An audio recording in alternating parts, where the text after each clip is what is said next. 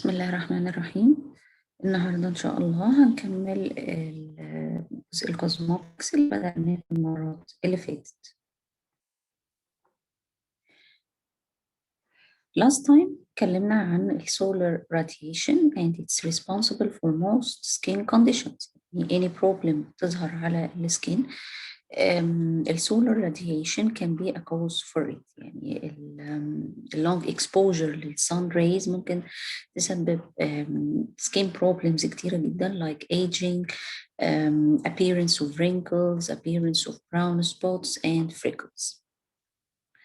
What are the potential problems that can appear on our skin due to exposure to solar radiation? The first one is the appearance of sunspots on areas of skin exposed to sun radiation.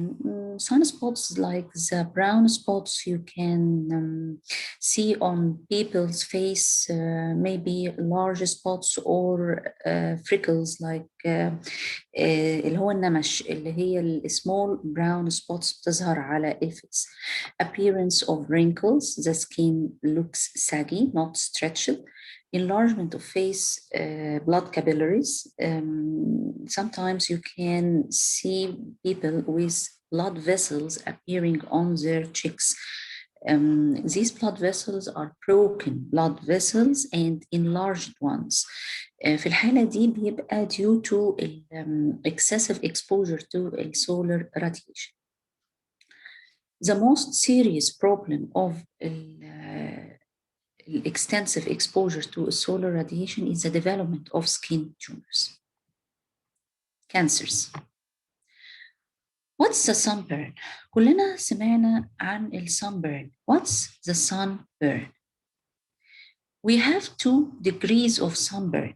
The first degree sunburn and the second degree sunburn. We want to make, or we need to make a comparison between both types. First degree sunburn is a mild type of burns, while the second degree sunburn is a deeper burn. It's more wider, it has a wider area, it's more severe. Type. What are the symptoms of the first degree sunburn compared to the second degree sunburn? The first degree sunburn, there is redness or erythema. يعني الجلد بيبقى لونه أحمر with pain and sensitivity of the skin. While the second degree sunburn بيحصل في الحالة دي ال appearance of blisters. Blisters are enlarged patches on the skin وبتبقى filled with water. And peeling and severe pain. Peeling اللي هو removal of the first layer of the skin اللي هو التقشير. And severe pain. طيب. How can we deal with the first degree sunburn and the second degree sunburn? Regarding the first degree sunburn, it can be treated by cooling the burned area by rinsing it with water. يعني just أول ما بيحصل البرن بنقدر إن إحنا by washing it or rinsing it with fresh water, fresh drinking water, it can soothe the area. تقدر إن هي تعمل soothing ترطب أو تهدي شوية البرنed area. Soothing applications can also be used, such as those containing aloe vera. We can use types of skin containing soothing materials or soothing agents like aloe vera. It helps so much in first degree sunburn اللي بيبقى فيها redness أو erythema. طيب. What about treating or dealing the second degree sunburn? Second degree sunburn بما إنها wider area, very severe and a deeper burn, so it needs a medical attention. It needs a medical attention. طيب, what do we use to treat second degree sunburn? We use antibacterial preparations, use antibacterial preparations. Antibacterial preparations are those preparations applied to inhibit the bacteria on the site of البرن. يعني البرن دهيت بتبقى very very sensitive area, highly exposed to bacterial infection. تمام. So we need to add or to apply on this burned area antibacterial preparations to inhibit or kill any bacteria which might colonize on the surface of the burned area. طيب, what are the examples of antibacterial agents used in second degree sunburn? For example, the silver sulfadiazine. Silver sulfadiazine. It's the most popular antibacterial preparation used for treating burns, especially the second degree sunburn. It kills the bacteria and cools and soothes the burned area. It can be used even in very severe sunburns. يبقى احنا if we يعني عملنا comparison كده سريعة ما بين first degree sunburn and the second degree sunburn. The second degree sunburn needs a medical attention, while the first degree sunburn you can deal with it even at home using rinsing drinking water or fresh water نعمل rinse فيها للburnt area, or using any soothing cream containing for example aloe vera. لكن in second degree sunburn we need a medical attention. So we use antibacterial preparations to prevent any growth or any potential growth for the bacteria on this burned area. لأنها تبقى very very sensitive area, highly prone to bacterial infection. The most popular agent for this purpose is a silver sulfadiazine.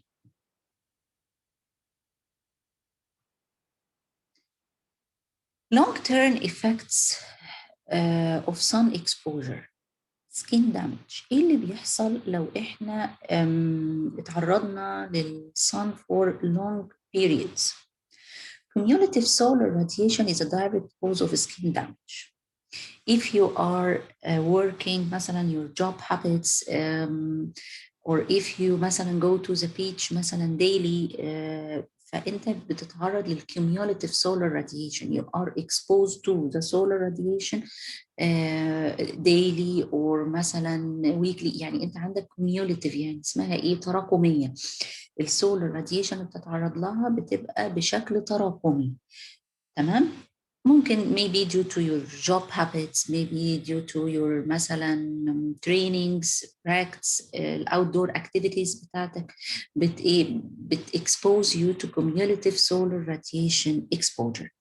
طيب, remember that the exposure to the sun is not only at the beach. يعني الاكسبوجر للصن ما بيبقاش في البيتش بس, ممكن تبقى in any other place according to your مثلا practice, according to your outdoor activities, according to your job.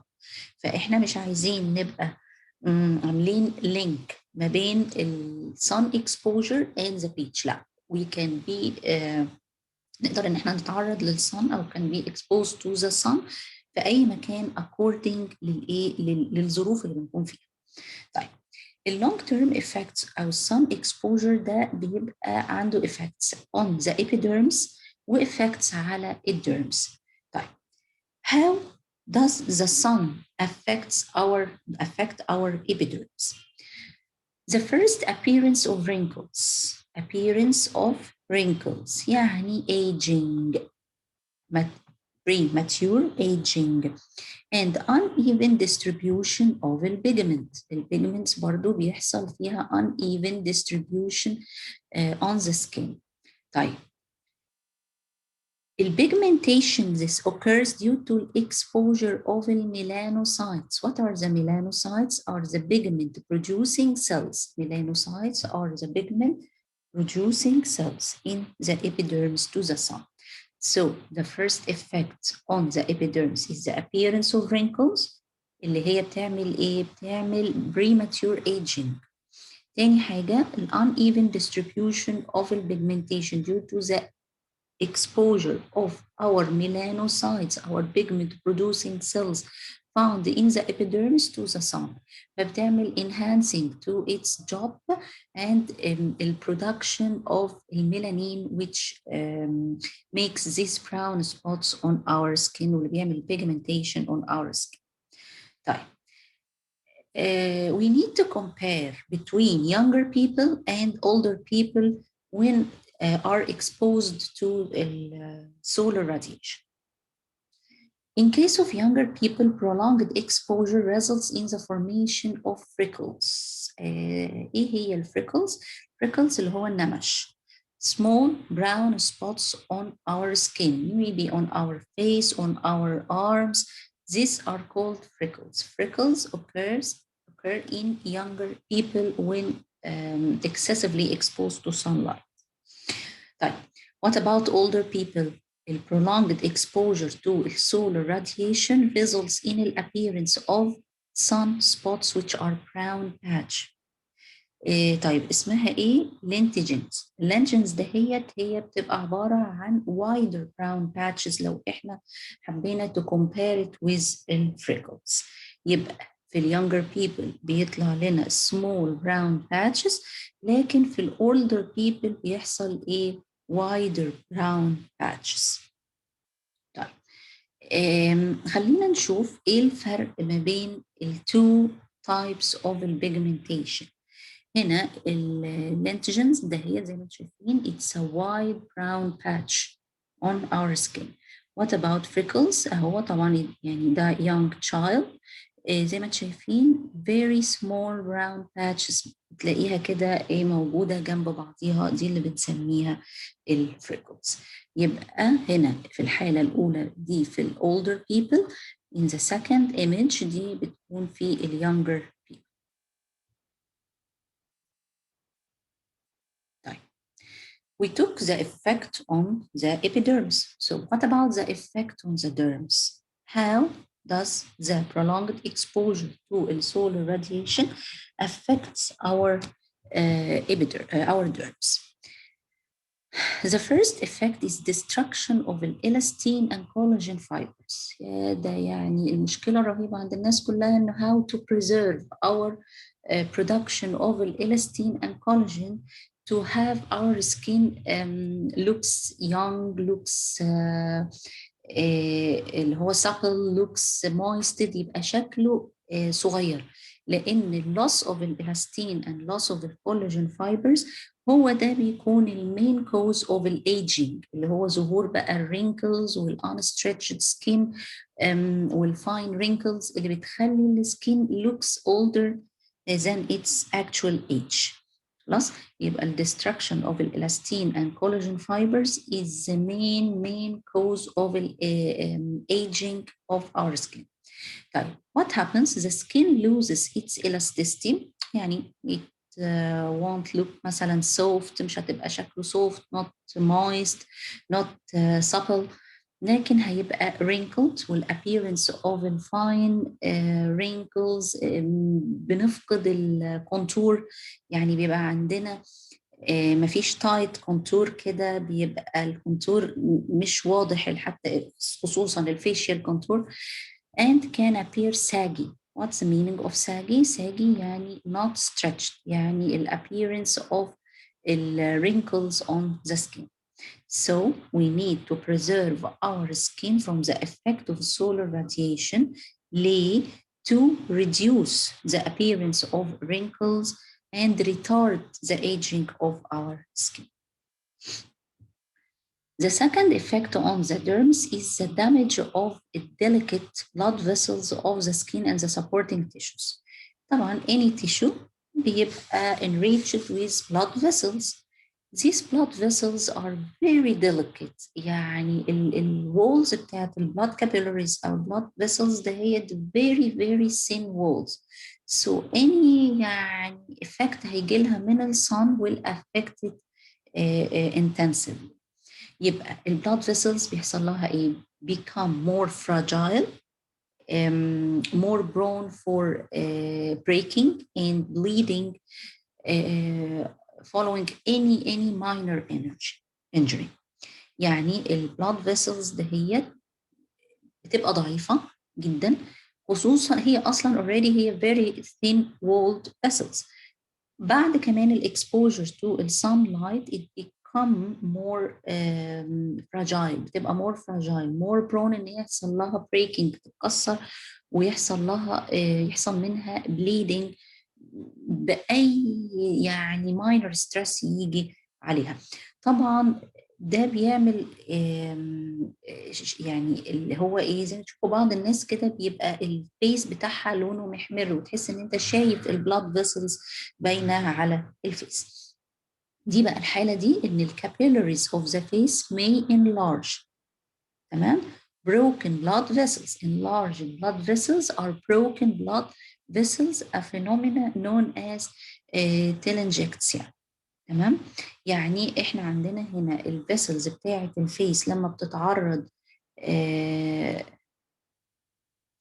بتتعرض للسولار راديشن لفتره طويله، ايه اللي بيحصل؟ البلاد فيسلز دهيت بيحصل لها enlargement، تبتدي ان هي تكبر. شوفوا بعض الناس الفيس بتاعهم بيبقى باين فيه البلاد فيسلز. تمام. البلاد فيسلز دهيت ممكن تكون broken blood vessels وبيحصل منها bleeding، فبتلاقي التشيكس مثلا كلها لونها احمر وباين وسطها blood vessels واضحه. طيب الفينومينا دي اسمها ايه؟ تيلانجيكتاجيا. طيب نشوف شكل الفينومينا دهيت زي ما احنا شايفين اهوت في الايمج اللي قدامنا. ادي البلاد فيسلز on the woman's face enlarged. You can see the blood vessel especially in this area. في bleeding اهو، في redness around the blood vessels. ده يوري لك ان هنا كان في prolonged exposure to the sunlight او السولار energy. telangiectasia. types of skin. احنا عايزين نعمل classification لل different types of skin. Based on what? The classification is based on the skin color, ability to develop the sunburn, and the tanning degree. تمام. According to the different populations in our world هنلاقي إن ال skin color differs from one population to another population according مثلا to the race, according to the genetical factor. بنلاقي إن ال skin color differs. طيب according to this different skin color بيبقى في different ability to develop the sunburn and the tanning degrees differ. طيب what are the parameters we're going to measure to be able to differentiate between the different types of the skin? The propensity for getting burned after 30 minutes of exposure to sun at noon in early summer. يعني الفيرست parameter اللي هنستخدمه هو propensity of getting burned، احتمالية ان انت يجيلك sunburn دهيت after 30 minutes exposure للsun. بس امتى؟ at noon in early summer. لازم بنحددها ان هو على الساعة 12 لما بنكون في الصيف. تاني effect هو tanning capability. تاني effect هو الايه يا دكاترة؟ tanning capability. يبقى what are the parameters measured to classify or to differentiate between different types of the skin? The first one is the propensity for getting burned after 30 minutes of exposure to the sun at noon in early summer, at 12 o'clock in early summer. And the second parameter is the tanning capability. What is the tanning capability of this skin type? The first skin type is the pale skin. الناس اللي هي have light shaded skin، اللي هم اللي بيبقى لونهم فاتح جدا، عندهم white skin. These people are commonly blonde or red-haired people. And they have light colored eyes. زي اليوروبيان peoples، الناس اللي هي بتبقى blonde يعني بيبقى شعرها أصفر أو أحمر وعندها white skin، والايز بتاعتها بتبقى light colored eyes green blue hazel، يعني الايز بتاعتهم مش black or brown. طيب What happens when these people are exposed to bright sun for 30 minutes at 12 o'clock in the summer? The skin will always get burned directly على طول. Immediately the skin will burn. طيب they never tan.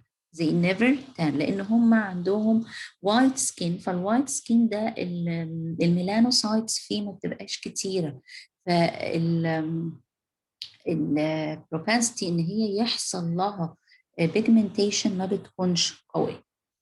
طيب تاني سكين تايب عندنا fair complexation, pale skin and light colored eyes.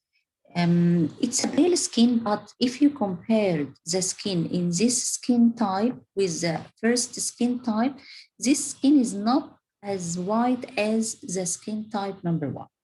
So it has fair complexation, not purely fair, not purely white.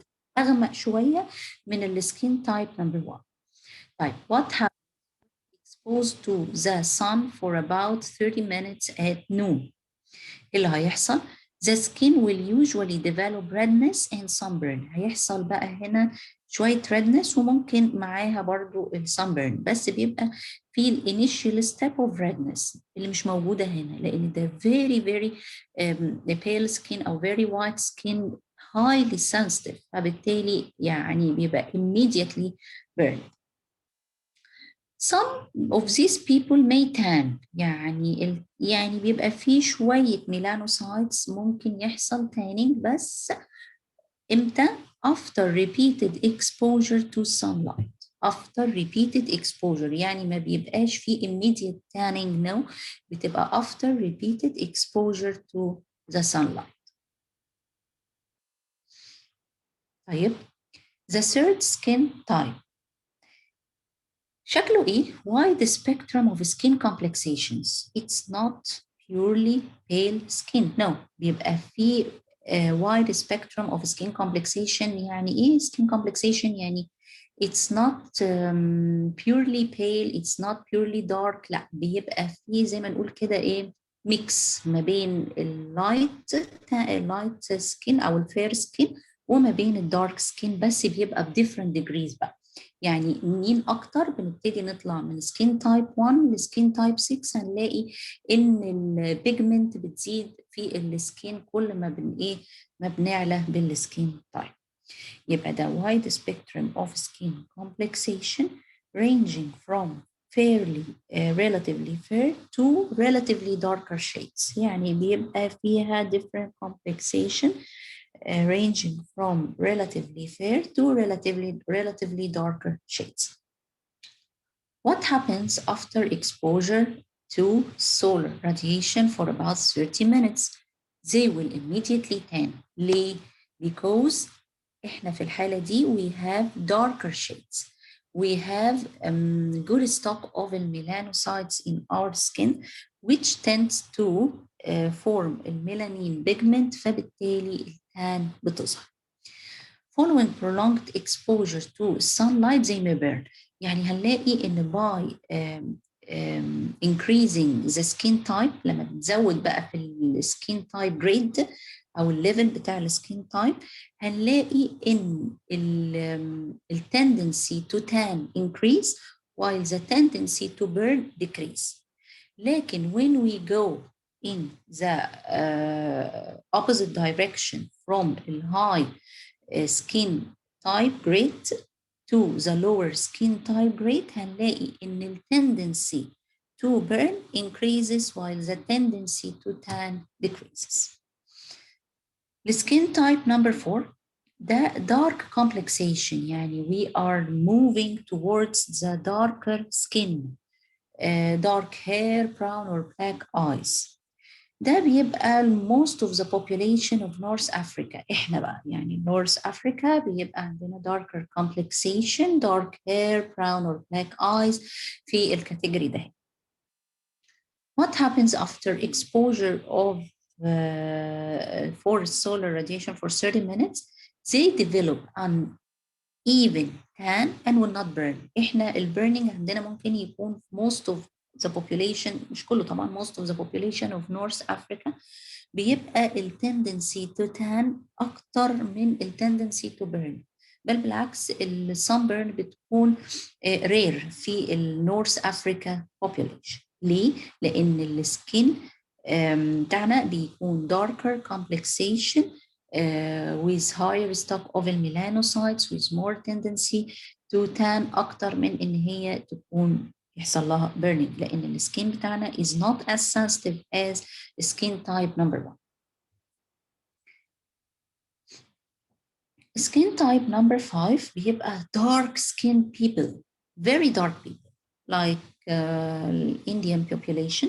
بتشوف الناس الإنديان بتلاقي إن السكين بتاعهم لا هو dark، يعني most of the population they have dark skin.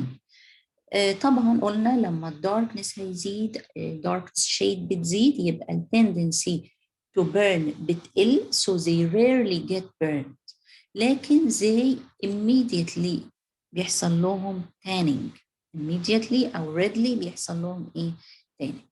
طيب السكين type number 6 people in this group are يعني always over African origin، ممكن يكونوا بقى تبع South Africa. The skin is very dark very dark تمام and يعني it's يعني rarely burned، يعني ما بيحصلهوش burning بسهولة، بل بالعكس بيحصل لهم التانينج أسرع والتانينج بتاعهم بيكون أسهل، من الدارك سكين يتحول للديب دارك براون شيد. خلاص؟ طيب if we want to differentiate between type 5 and type 6 or يعني to identify not to differentiate type 5 and type 6 simply by the skin color. لو انت لقيت البيرسون اللي قدامك ده has very dark skin or dark brown skin, so it can be skin type number 5 or skin type number 6. خلاص Indian people or people of African origin, especially South Africa. الناس دول they rarely get sunburned لكن they readily get tanned، بيحصل لهم التانينج بتاعهم بسهولة. فعلشان to identify أو إن إحنا نحدد type 5 و type 6 مش محتاجين إن إحنا نعمل التست of exposure to sunlight for 30 minutes at noon in summer. لا ما بنحتاجش إن إحنا نعمل الكلام ده، هو just by identifying the skin color we can نحدد أو determine the skin type 5 or 6. Depending on the skin type, one can determine the degree of protection needed for himself against solar radiation. يعني أنا skin type number 1 so أنا محتاجة high skin protection، محتاجين sun block مثلا بالprotection factor يكون عالي جدا، لكن لو أنا lying in the category of the skin type number 5 or number 6 ممكن تكون البروتكشن milder أكتر من السكين تايب number 1. Protection from the sun. How to protect our skin and protect ourselves from the sun. Avoidance of exposure. Try to avoid exposing your skin to solar radiation for extensive periods of time. يعني if إنها حاجة مش needed إن أنت to be exposed to the sun for long period of time, so avoid or stop exposing your skin to solar radiation for longer periods of time علشان تحمي السكين بتاعك. بعض people يقول لك I'll go to the beach to have a tan. ماشي but the same rays that cause tanning اللي بتعمل لك tanning دول are إن هم نفسهم the same rays that can damage your skin. So you need to take care of your skin. يعني ما ينفعش أقول I'm going to have a tan so I'm going to expose my skin to higher doses من solar radiation. ماشي you can get the tan but you can get burned also and affect your skin، يحصل aging، يحصل يعني لا قدر الله skin tumors أو skin cancers. طيب how to minimize our exposure to the sun. ازاي نحمي بقى نفسنا؟ ايه هي البروتوكولز اللي ممكن نعملها، ايه هي الايدياز اللي ممكن ناخدها علشان نحمي نفسنا من السان اكسبوجر. الاوتدور اكتيفيتيز، اوتدور اكتيفيتيز ده هي should be minimized. اي اكتيفيتي بنعملها بره البيت مثلا زي السويمنج، زي الرانينج، اي اكتيفيتي، اي رياضه، لازم ناخد بالنا ان احنا نعمل مينيمايزنج للاورز اللي بتكون فيها السولار راديشن عاليه. يعني انت عايز تعمل outdoor activity، select the proper time. ايه هو ال proper time؟ avoid practicing or avoid going outdoors or exposing your skin to sun radiation في ال peak hours. What are the peak hours? Between 10 a.m. and 4 p.m. لازم نبعد عن البيك اورز كده من الساعة 10 الصبح للساعة 4 العصر. في الرينج ده السولار راديشن is highly dangerous، يعني بتبقى خطيرة جدا، وبتبقى الإفكت بتاعها قوي جدا على السكين بتاعنا. ف you should avoid exposing your skin in the peak hours between 10 a.m. and 4 p.m. to protect your skin from high doses of solar radiation. طبعا البيك hours دهيت may differ between country and another according to the climatic conditions and the geographical distribution of your country or of your area. فيعني بس more or less هي بتبقى between 10 a.m. and between 4 p.m.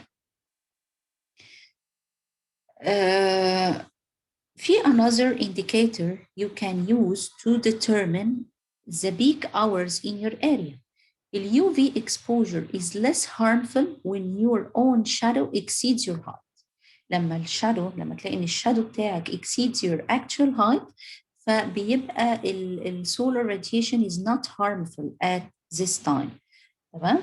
فده بيكون in the early morning or towards the evening. نفس meaning early morning from 6 مثلا to 10 a.m. or towards the evening يعني afternoon after 4 or 5 p.m. هتلاقي دايما الناس البيتشز بتكون زحمة بعد الساعة 4 أو early in the morning بعد الفجر على طول. طيب البروتكشن اللي احنا قلناه دلوقتي اللي هو ال precautionary measures which any of us can take to protect his skin. طيب برضو بقى بيبقى في pharmaceutical measures to take علشان to protect our skin اللي هي sunscreens. What are the sunscreens? Sunscreen may be physical or chemical. We have two types of sunscreens, either physical or chemical. Most sunscreen preparation contains physical or chemical sunscreens. They are a combination of the physical and the chemical, both included in one sunscreen. The sunscreen have different dosage forms like creams, ointments, emulsion, gels, and etc. We need to compare between physical sunscreens and chemical sunscreens. Physical sunscreen prevents the sun rays from reaching the skin. They act as mirror. They reflect the sun back or the sun rays back out or away from your skin. يبقى هي بتبلوك السكين بتبلوك السان ريز، بتمنعها ان هي توصل للسكين. بتاكت as a mirror، بتعمل لها reflect. once ان السان rays fall on your skin they will be reflected or bounced back بعيد عن السكين بتاعك. طيب what's the mechanism of action of the chemical sunscreens بقى؟ الchemical sunscreen they absorb، يبقى الأولانية الفيزيكال reflect، لكن هنا absorb اليو في rays. they absorb the ultraviolet radiations of the solar rays so prevent them from penetrating the skin. يبقى both physical and chemical prevent penetrating the solar radiation into the skin, but the mode of action or the mechanism of action of a physical sunscreen is by reflecting the solar radiation, while the chemical sunscreens they absorb the solar radiation. What are the major components أو ingredients found in physical sunscreen and the chemical sunscreen? The physical sunscreen contains a substance called the titanium dioxide. Contain a substance called titanium dioxide has the ability to reflect the solar radiation, while the chemical sunscreen contain chemical sunscreen like oxybenzone and benzophenols and para-amino benzoic acid اللي هي ال PAP. Okay, we need to know those substances.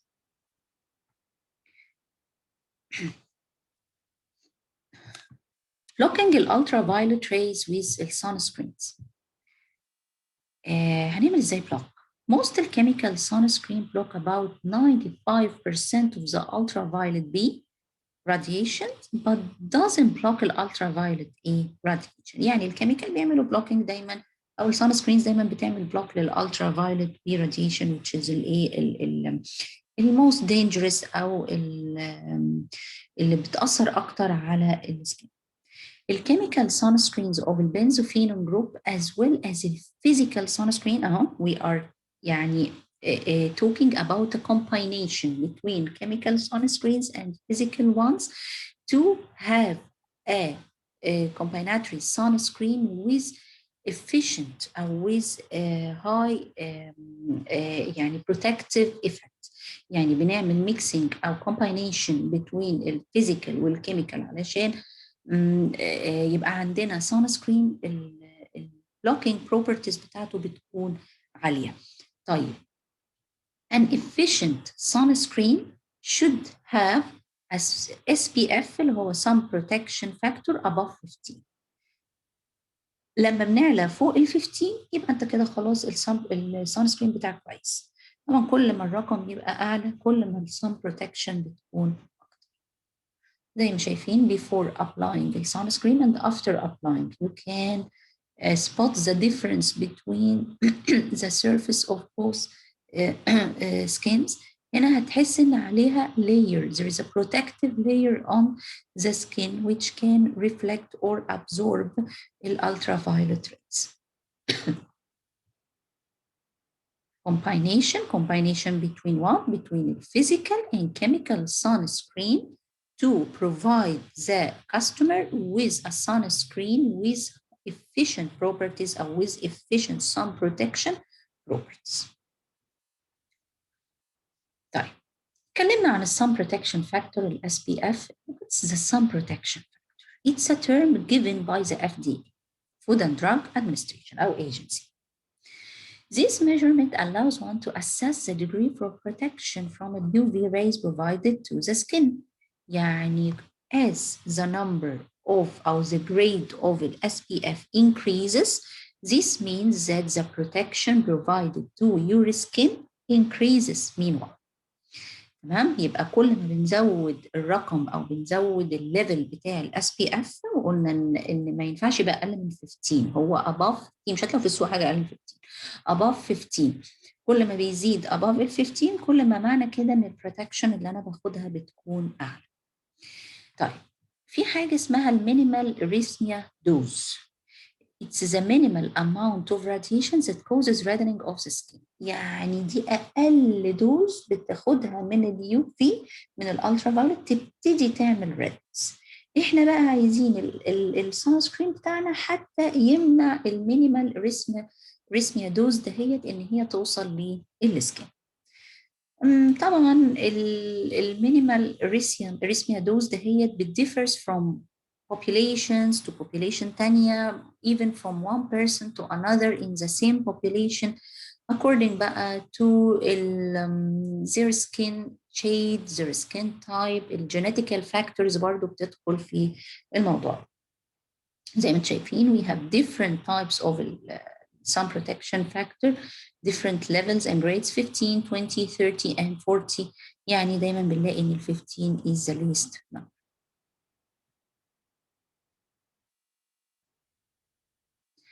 طيب. We have an example, 10 minutes of sun exposure to develop erythema.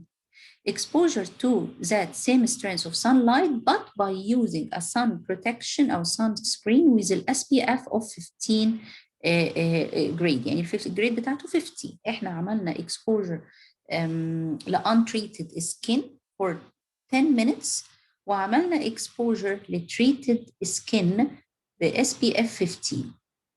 لقينا إن ال untreated skin developed erythema after 10 minutes of exposure, while on the opposite direction, the treated skin with the sunscreen SPF 15 developed erythema after 150 minutes of sun exposure. يعني معنى كده إنك كأنك you are يعني multiplying the time of the appearance of erythema on the untreated skin multiplied by the SPF أو sun protection factor. فكل ما sun protection factor بيزيد كل ما time required for the development of erythema بيحصل له إيه؟ extension. Consideration of various sun screens. Endurance on the skin, تحمل, skin irritation, and SPF. Endurance on the skin. According to the FDA definition, في عندنا water resistant product و a very water resistant product. The water resistant product provides the skin protection after 40 minutes of immersion in fresh water. Fresh water we mean here drinking water. يعني لو حطيت ال water resistant product دهيت هتفضل إن السكين بتاعك protected even after 40 minutes وانت immersed في الفريش water. لكن very water resistant products ده they provide protection even after immersion in the water for 80 minutes. ليه؟ لأن ان هو يتاثر بالووتر بيكون اقل، زي ما بنبقى لابسين ووتر بروف جاكيت ونورمال جاكيت عادي خالص مش ووتر بروف. هنلاقي الووتر بروف جاكيت في الرين ما بيبقاش affected يعني rarely get wet، لكن النورمال جاكيت اللي معمول كوتون جاكيت وول جاكيتس هتبقى get wet. طيب يبقى ال water resistant product دهوت is a product that doesn't lose more than 25 of its effectiveness after 40 minute immersion in the water. تاني consideration هو ال skin irritation.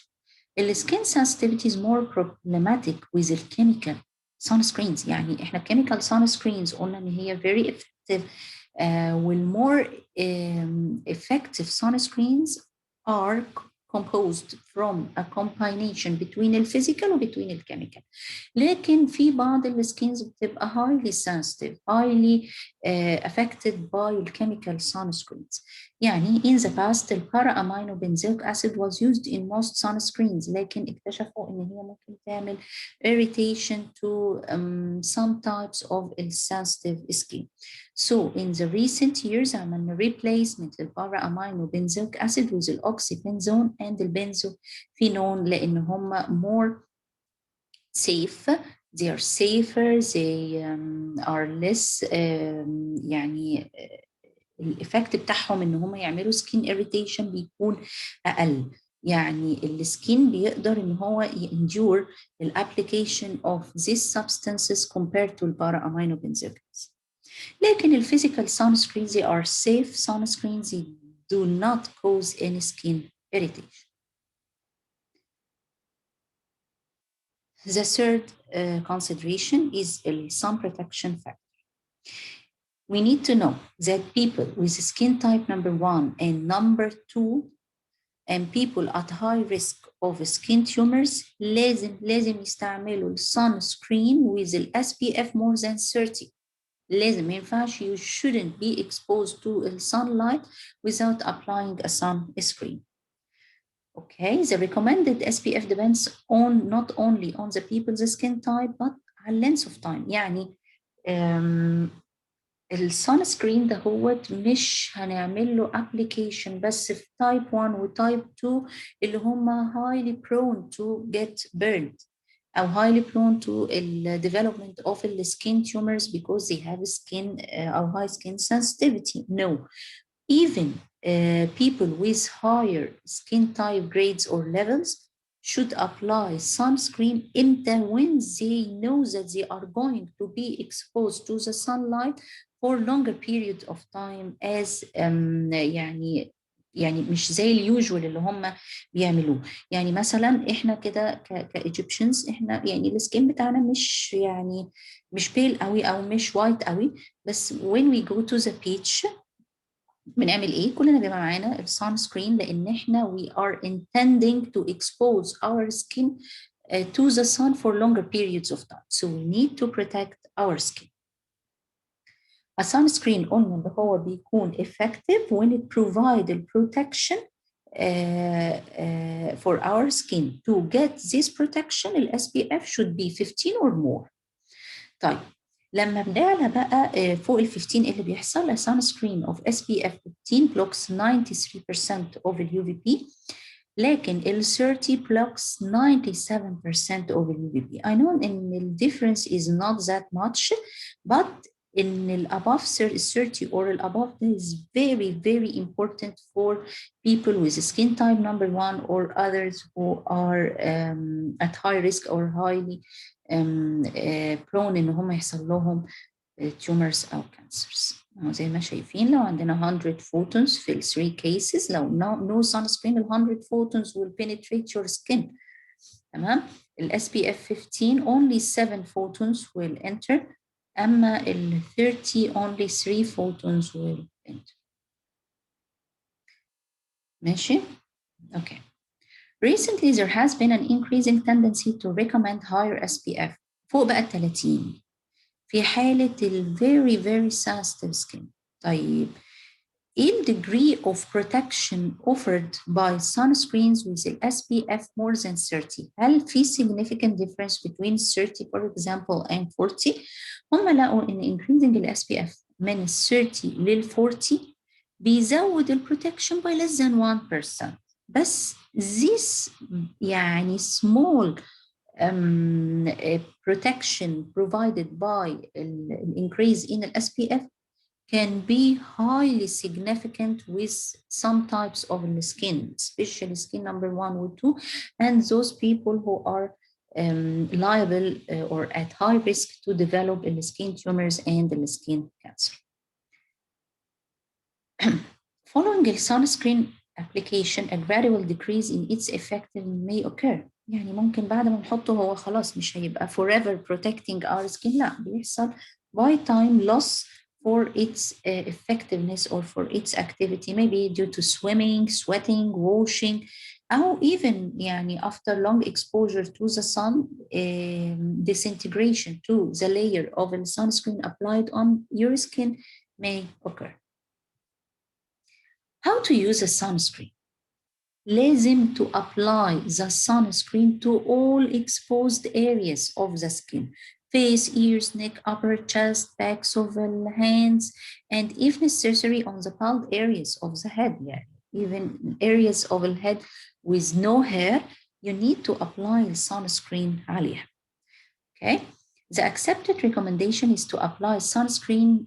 مهم جدا، في ناس كتير جدا بيعملوا application للsunscreen وينزلوا في الشمس على طول. No, we need the sunscreen to be absorbed by our skin layers. So you should apply the sunscreen 15 to 30 minutes before being exposed to sunlight, and you should repeat its application.